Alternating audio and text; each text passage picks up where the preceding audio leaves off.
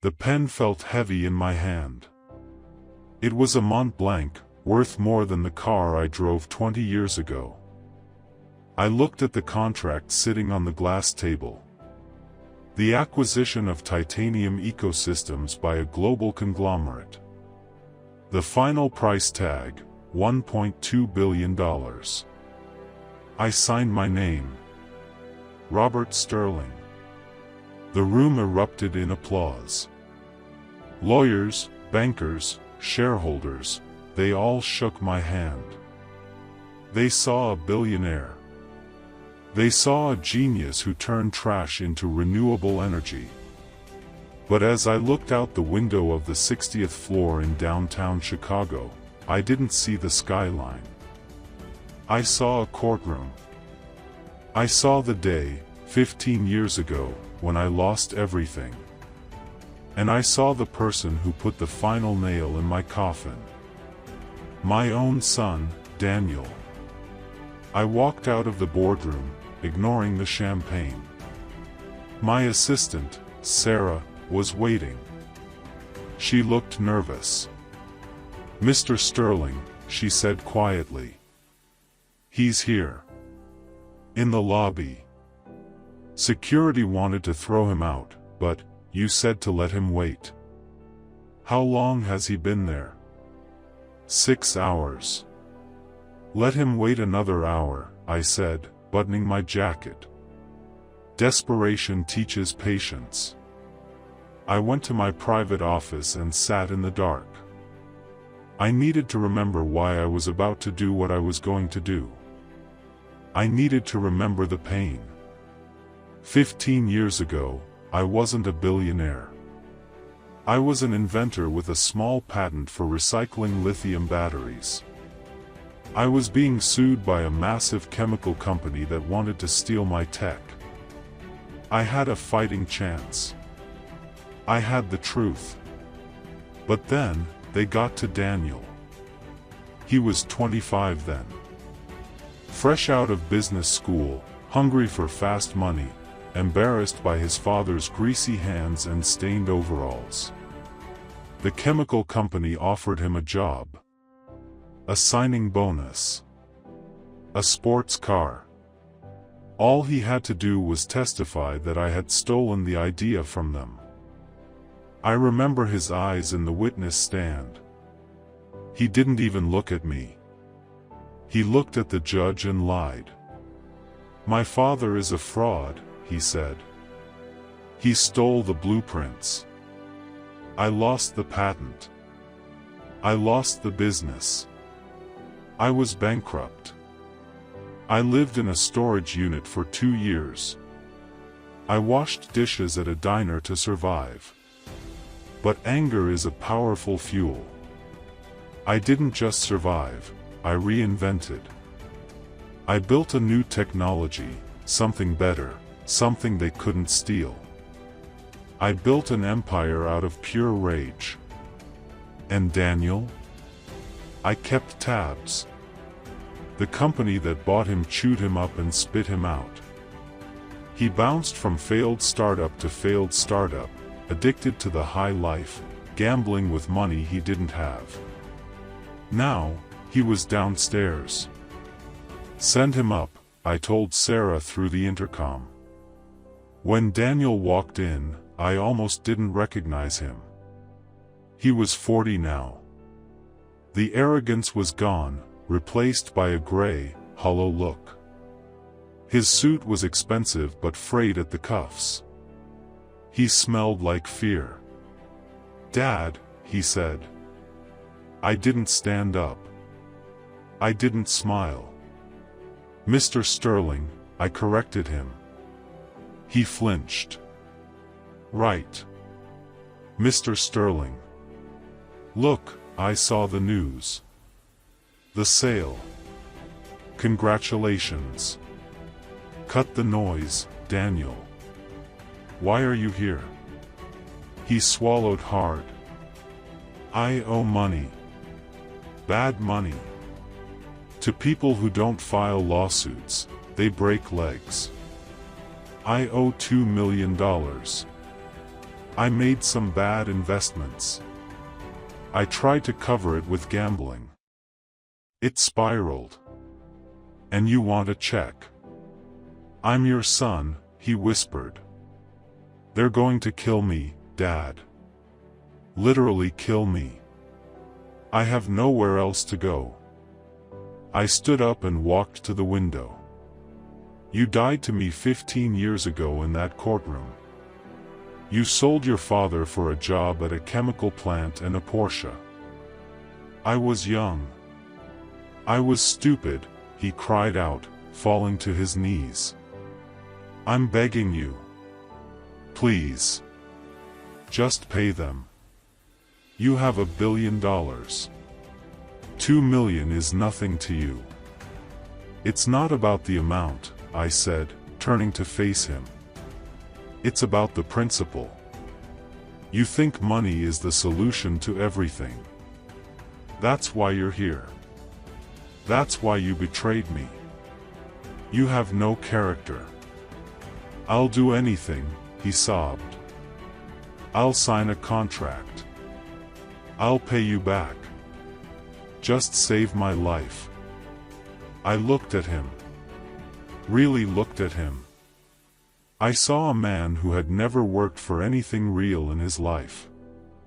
I reached into my desk and pulled out a file. I will pay your debt, I said. Daniel slumped in relief. Thank you. Oh God, thank you. But, I interrupted, you will sign this. I slid a thick document across the desk. What is this? This is a contract. I will pay the $2 million directly to your creditors today. You will be safe. But in exchange, you belong to me for 3 years. He looked confused. Like, working here? In the headquarters? No, I said coldly. You are going to Sector 4. Daniel's face went pale. Everyone knew Sector 4. It was the waste processing division. The recycling plant in the middle of the Nevada desert. It was where we processed the most toxic, difficult garbage. It was hot, smelly, dangerous, and brutal. You will go there under the name John Smith, I continued. Nobody will know you are my son. Not the managers, not the workers. You will work the sorting line. You will live in the employee bunkhouse. You will eat in the mess hall. You will make minimum wage, which will go into a savings account you cannot touch until the 3 years are up. Dad, I can't do manual labor. I have a bad back. I have. Then leave, I pointed to the door. And explain your back problems to the loan sharks. He trembled. He looked at the contract, then at me. He picked up the pen. One more condition, I said. If you quit. If you tell anyone who you are. If you ask for a single dollar. If you miss a single shift, the deal is void. I will stop the payments to your creditors, and I will tell them exactly where to find you. He signed it. His hand was shaking so badly he almost tore the paper. Get out, I said. A bus leaves in 1 hour. The first 6 months, I didn't hear a word. I had the plant manager, a tough old man named Frank, send me weekly reports on John Smith. Week 1, subject vomited on the line 3 times. Complained about the heat. Week 4, subject tried to get a doctor's note for a blister. Denied. Week 12, subject got into a fight with a coworker. Lost. I sat in my air-conditioned office, reading these reports, feeling a grim satisfaction. He was breaking. Good. He needed to break. You can't build a strong structure on a rotten foundation. You have to tear it down to the dirt first. Around month 8, the reports changed. Month 8, subject requested overtime. Month 10, subject suggested a way to speed up the conveyor belt sorting process. We implemented it. Efficiency up 5%. I stopped reading the reports with a smile. I started reading them with curiosity. 1 year in, I decided to visit the plant. I wore a hard hat and safety glasses, staying in the shadows. I watched the line. There he was. He had lost 30 pounds. He was tanned, muscular, covered in grease and dust. He wasn't complaining. He was shouting instructions, helping a new guy lift a heavy crate. He was laughing. I saw him sitting in the mess hall later, eating a sandwich with grease-stained hands. He wasn't looking at his phone. He was listening to an old mechanic talk about his sick daughter. Daniel, no, John, was listening with intensity.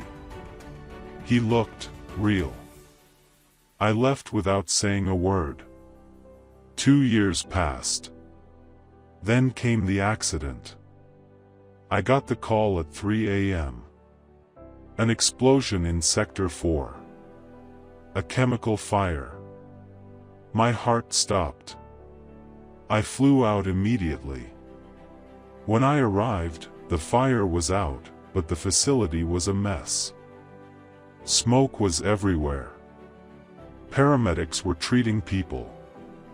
I found Frank, the manager. Where is he? Is John Smith okay? Smith? Frank wiped soot from his face. Mr. Sterling, that guy is a hero. When the alarm went off, the automatic doors jammed. Everyone panicked. Smith didn't run. He grabbed a crowbar and forced the doors open. He went back in twice to drag out 2 guys who were overcome by smoke. He's over there getting oxygen. I looked across the lot. Daniel was sitting on the bumper of an ambulance, an oxygen mask on his face, his arm bandaged. He looked exhausted. He looked like a soldier. I walked over. He looked up and saw me. He pulled the mask down. Mr. Sterling, he rasped. Not Dad. You saved those men, I said. They're my team, he said simply. We look out for each other. You have 1 year left on your contract, I said.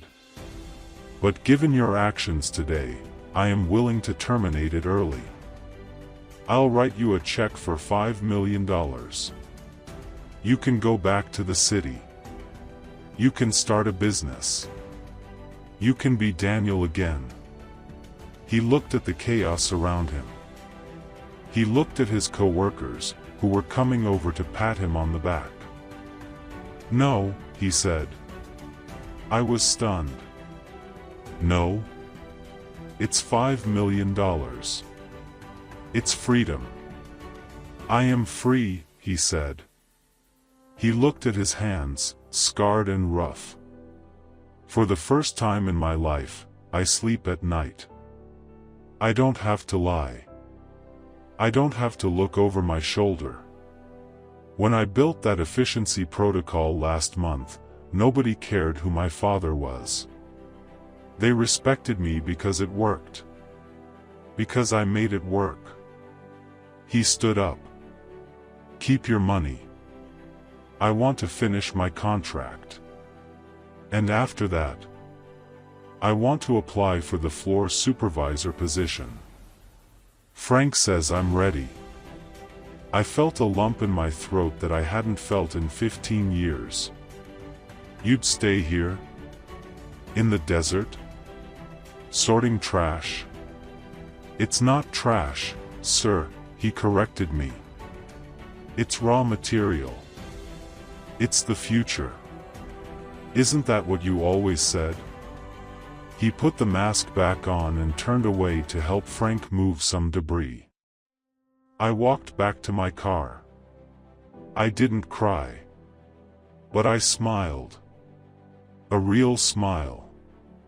3 years ended. The contract was done. I called him to the headquarters. He walked into my office. He wasn't wearing a suit. He was wearing clean work boots and a flannel shirt. He stood tall. He didn't look like a billionaire's son. He looked like a man. "Contract is up," he said. "I'm officially submitting my application for the supervisor role at Sector 4. "Request denied," I said. He stiffened. "Why?" "Frank gave me a perfect recommendation. I know that plant better than anyone."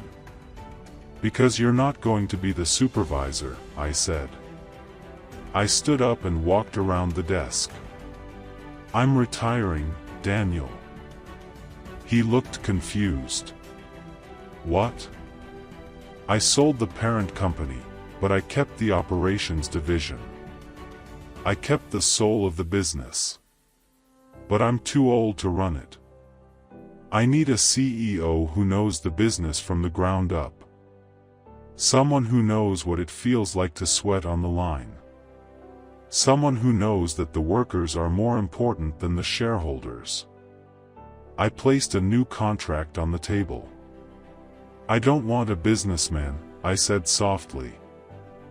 "I tried to raise a businessman, and he betrayed me. I want a worker. I want a man who knows the value of loyalty and hard work. I want John Smith." Daniel looked at the paper. It was the deed to the operations division. "I can't," he said, his voice shaking. "Dad, after what I did to you. I don't deserve this." "Forgiveness isn't a gift, Daniel. It's something you earn. You paid your debt. You stripped away the ego. You saved lives. The man who testified against me in court is dead. He died in that desert." I held out my hand. "I need a partner. Are you in?" He looked at my hand. Then he looked at me. Tears welled up in his eyes, but he didn't wipe them away. He reached out and gripped my hand. His grip was strong. Rough. Calloused. The handshake of a working man. "I'm in," he said. "But I'm making changes to the safety protocols in Sector 4. I laughed. "You're the boss." We walked out of the office together. Not as a billionaire and his leech of a son, but as two men who had walked through the fire and came out the other side. He didn't get the company because of his blood. He got it because of his sweat. And that is the only inheritance worth having.